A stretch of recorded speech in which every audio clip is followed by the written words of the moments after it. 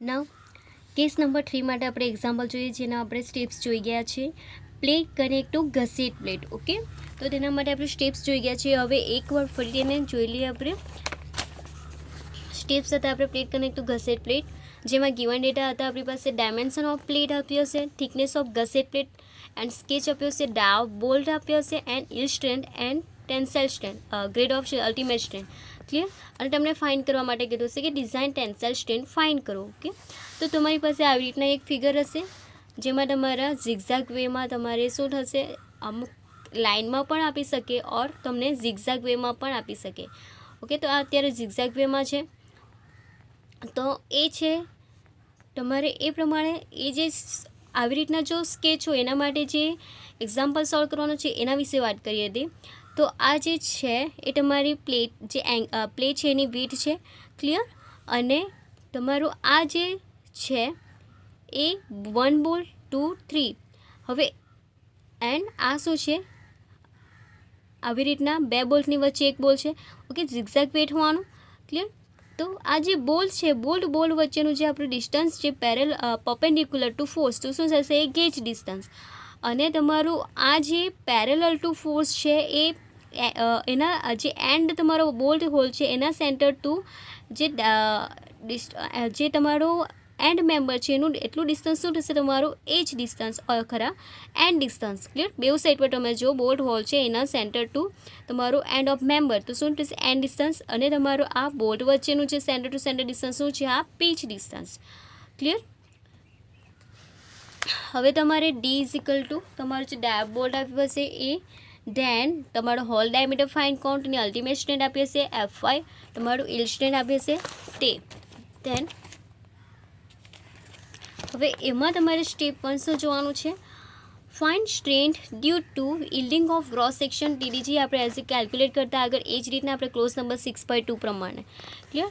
Than find strength due to rupture of critical section.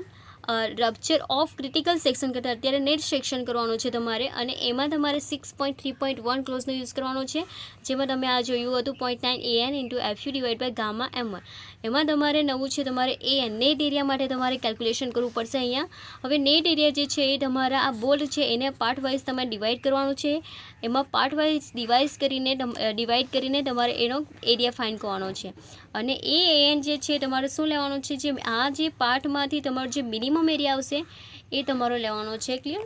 તો એ થશે તમારો મિનિમમ એરિયા. ધેન તમારે ડિઝાઇન ટેન્સાઇલ સ્ટ્રેન્થ ફાઇન્ડ કરવાની છે, જે તમારો minimum of TDG and TDN હશે. હવે આપણે એક્ઝામ્પલ પર વાત કરીએ. હવે એક્ઝામ્પલ માટે થોડું જોઈએ શું છે. Determine the design tensile strength of plate. ખાલી શું ફાઇન્ડ કરવાનું છે, ડિઝાઇન ટેન્સાઇલ સ્ટ્રેન્થ ફાઇન્ડ કરવાનું હતું. આપણે જે ડેટામાં જોઈએ એ રીતના design tensile strength of plate 162.8 mm connected two 10 mm gusset plate using M16 બોલ. તમને આપ્યું છે M16 બોલ, એટલે તમારો ડાયા બોલ કેટલા આપ્યો છે, 16 mm. Clear? As shown in figure, the yield stress of steel is 250 megapascal. F5 આપ્યું છે અને ultimate stress is 410 megapascal. FU પણ આપી દીધું છે. તમને ફિગર પણ આપેલી છે, તમને કીધું છે અહીંયા shown in figure. ઓકે, તો તમને ફિગરમાં આપ્યું છે આ ગસેટ પ્લેટ 10 mm ઠીક, અને તમારો આ પ્લેટ જે છે એ 160/8 mm. ક્લિયર? જે તમારું B ઇન્ટુ T થશે, તો B શું થશે, તમારો 160 એન્ડ તમારી થિકનેસ 8 mm છે. હવે તમને ફિગરમાં આપ્યું છે તમારા બોલ્ટ ઝિગઝેગ વેમાં છે. અત્યારે તમારા A B C છે, D E and F. Clear? તમારા ટોટલ બોલ્ટ્સ કેટલા છે, 6. તમને એન્ડ ડિસ્ટન્સ પર આપ્યું છે is equal 30 mm. Date gauge distance પણ આપ્યું છે 25 25 25 25 એન્ડ ડિસ્ટન્સ 30. ક્લિયર? એવી ના તમારું આ પણ એન્ડ ડિસ્ટન્સ 30, આ જે પીચ ડિસ્ટન્સ છે તમને આપ્યું 40. ક્લિયર? હવે તમારે ગિવન ડેટામાં પ્લેટ સાઇઝ B/T 160/8 mm આપ્યું છે. ધેન ગસેટ પ્લેટ થિકનેસ કેટલી આપી છે, 10 mm. ધેન F5 કેટલું છે, 250 Nm/mm² and FU 410 megapascal, so 410 Nm/mm². ડાયો બોલ્ટ કેટલો છે તમને M16, સો તમારું શું થશે 16 mm. ક્લિયર. દેન કીધું છે ફાઇન્ડ ડિઝાઇન ટેન્સાઇલ સ્ટ્રેન્થ. હવે આપણે જોઈએ ફર્સ્ટ હોલ ડાયામીટર ફાઇન્ડ કરીએ તો DH ફાઇન્ડ કરીએ. DH is equal D plus standard clearance, અને ડી શું છે તમારી પાસે અત્યારે 16 છે, પ્લસ સ્ટાન્ડર્ડ ક્લિયરન્સ કેટલો લેવાનો, તો એ તમારે 800/2007 કોડ પ્રમાણે ટેબલ નંબર 90ના બેઝ પર પેજ નંબર 30માં જે તમને કીધું છે ટેબલમાં આપ્યું છે એ પ્રમાણે તમારે લેવાનો છે. તો એ જોઈએ. તમારી પાસે અત્યારે ડાયામીટર ઓફ બોલ કેટલા છે 16, ક્લિયર. હવે તમારે સ્ટાન્ડર્ડ ક્લિયરન્સ એમાં કેટલું એડ કરવાનું છે 2 mm.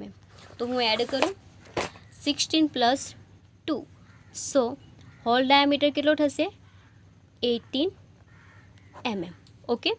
હવે આપણે આગળ જોઈએ step number 1. Step number 1, find strength due to yielding of gross section. શું ફાઇન્ડ કરવાનું છે strength due to yielding of gross section. તે જે છે TDG જે તમારે IS 800/2007 પ્રમાણે ક્લોઝ નંબર 6.2ના બેઝ પર પેજ નંબર 32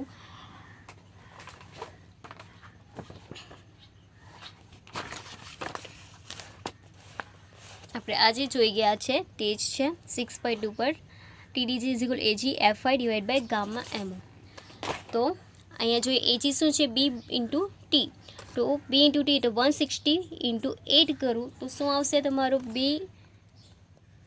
160 × 8 1280, તો તમારું AG આવશે 1280 mm². Then FY 250 Nm/mm². Then gamma MOની વેલ્યુ શું આવશે